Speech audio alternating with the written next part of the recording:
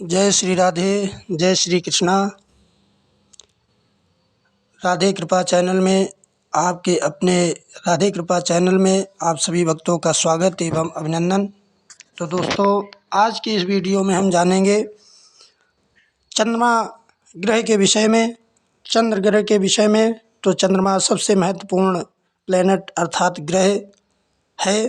ज्योतिष के अंदर, ग्रहों के अंदर चंद्रमा मन का कारक होता है। कुंडली में चंद्रमा यदि कमज़ोर हो तो स्वास्थ्य संबंधी परेशानियां आएंगी। मानसिक तनाव, बार बार स्वास्थ्य का बिगड़ना, लगातार अस्पताल या डॉक्टर के यहाँ के चक्कर लगाना चंद्रमा के कमज़ोर होने का लक्षण हो सकता है। चंद्रमा कमज़ोर हो तो अगर आप ठीक हैं और आपके पेट में बहुत तेज़ जलन हुई, आपको कोई टेंशन हुई, तो आप ये मानिए, ये समझ लीजिए कि ये पेट का रोग नहीं अर्थात मस्तिष्क का रोग है। और मस्तिष्क का रोग नहीं है, ये मन का रोग है। क्योंकि आप तनाव में आते ही आपके शरीर में बहुत तेज़ी से तेजाब अमाशय में गिर गया और आंत में अमाशय में तेज़ी से ज़्यादा मात्रा में तेजाब पहुंचता है तो जलन महसूस होती है। आप ऐसा मानिए जैसे अमाशय में बहुत तेज़ी से तेजाब गिर जाने से जो कष्ट होता है, जो जलन महसूस होती है, क्यों होता है? ये इसलिए होता है जब आप भयभीत होते हैं, डरते हैं, तनाव में होते हैं, तो ये शरीर की एक प्रक्रिया है, वो हो ही जाता है। ऐसे में पेट का इलाज नहीं, मन का इलाज करना चाहिए। क्योंकि चंद्रमा मन का कारक है, मस्तिष्क का कारक है। और अगर आपको लगता है कि यह दशा आपके लिए बहुत हानिकारक है तो आप एक हमारा कहना मानिए। जब भी आपको जलन महसूस हो तो नाक को अपनी तर्जनी उंगली से नाक को अपनी तर्जनी उंगली से दबा करके दाहिने नाक से सांस लेना प्रारंभ कर दें और कम से कम 5 से 7 मिनट तक दाहिनी नाक से सांस लेते रहिए, छोड़ते रहिए, लेते रहिए, छोड़ते रहिए। 5-7 मिनट के बाद भी आपकी जलन और आपका डर ख़त्म हो जाएगा और आपका जो स्वास्थ्य है वो ठीक हो जाएगा। क्योंकि जब आप चंद्र स्वर को बाधित करेंगे और सूर्य स्वर को चलाएंगे तो अपने आप तनाव दूर होगा। चंद्रमा यदि अगर कमज़ोर है, वृश्चिक राशि में है और किसी पापक ग्रह से ग्रसित है, जैसे शनि राहु केतु के साथ है और उनकी दृष्टि में है, तो ऐसे लोगों को दिल की बीमारी जैसे मिर्गी, फेफड़े से जुड़े रोग, तनाव, डिप्रेशन अर्थात टेंशन होना, सर्दी जुखाम, याददाश्त का कमज़ोर होना, किसी चीज़ को रख करके भूल जाना और मन में डर होना, बेचैनी का रोग, सब चंद्रमा कमज़ोर होने के कारण होते हैं। यदि कुंडली में 8वें भाव का चंद्रमा स्वास्थ्य संबंधी तनाव देता है, कुंडली में चंद्रमा अकेला हो तो उसके साथ अन्य ग्रह ना हो तो चंद्रमा स्वास्थ्य संबंधी परेशानियां दे करके तनाव बढ़ाता है।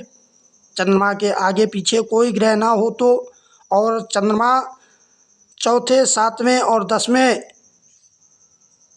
भाव में कोई भी ग्रह ना हो तो केमेंद्रु नाम का एक योग बनाता है। इस योग में जन्म लेने वाला चक्रवर्ती सम्राट का बेटा भी भीख मांग करके अपने प्राणों को तजता है। अपने प्राण अर्थात भीख मांग करके वो मरता है। लेकिन इस केमेंद्रु योग के बहुत से केमेंद्रु भंग होते हैं। इसलिए चंद्रमा के कोई आगे पीछे केंद्र ना हो या चंद्रमा केंद्रस्थ ग्रह ना होने से आप किसी को ये ना बता दें कि आपके केमंद्र योग है और आपके लिए बुरा है। आप देखें कि केमंद्रु भंग योग तो नहीं है बन रहा है। अगर केमंद्रु भंग योग बन रहा हो तो चंद्रमा अपना बुरा प्रभाव नहीं डालेगा।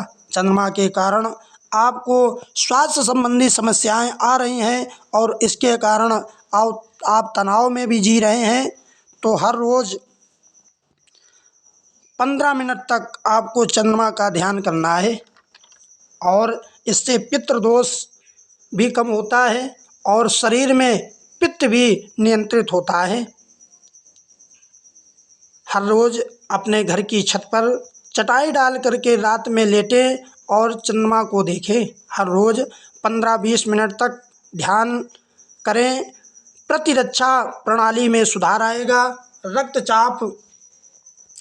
रक्तचाप नियंत्रित रहेगा। रक्त में कोलेस्ट्रॉल यानी कि हेमोग्लोबिन की मात्रा 10 से कम है तो उनका निश्चित ही चंद्रमा कमज़ोर होता है। ऐसे में उस व्यक्ति को चाहिए कि नारियल का पानी ज़रूर पिएं।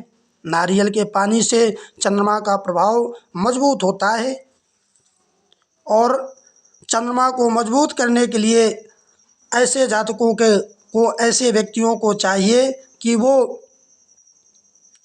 हर पूर्णिमा को दूध, जल और थोड़ी सी चीनी मिला करके, थोड़ी सी शक्कर डाल करके भगवान चंद्र को जल देना चाहिए। रात्रि के समय अर्घ देना चाहिए। और एक बात आप जान लीजिए, यदि चंद्रमा ठीक हो गया तो जीवन की आधी परेशानियां ठीक हो जाती हैं। और चंद्रमा ठीक करने के लिए भगवान शिव के मंदिर में जाकर के भगवान का जलाभिषेक करना चाहिए। जल में दूध डाल करके, थोड़ी सी चीनी डाल करके भगवान शिव का अभिषेक करना चाहिए और ओम नमः शिवाय इस मंत्र का जप करना चाहिए।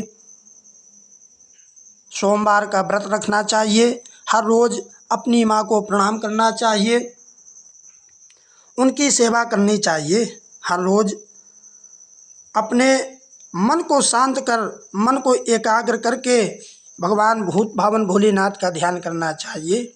घर में बेवजह पानी नहीं फैलाना चाहिए। इन सब उपायों से आपके रास्ते खुलने लगते हैं और आपका जीवन खुशहाली से भरने लगता है। और चंद्रमा के सुखमय करने के लिए, चंद्रमा को प्रभावशाली बनाने के लिए, मजबूत करने के लिए भगवान भूत भावन की सेवा अवश्य करनी चाहिए। अगर अपने आप के जीवन में खुशहाली है तो आपका जीवन अगर चंद्रमा से मजबूत है तो भगवान भोलेनाथ की सेवा करनी चाहिए। तो दोस्तों, आशा करता हूँ कि ये जानकारी आपको अच्छी लगी होगी। तो प्लीज़ वीडियो को ज़्यादा से ज़्यादा शेयर करें और हमारे चैनल को सब्सक्राइब करना ना भूलें।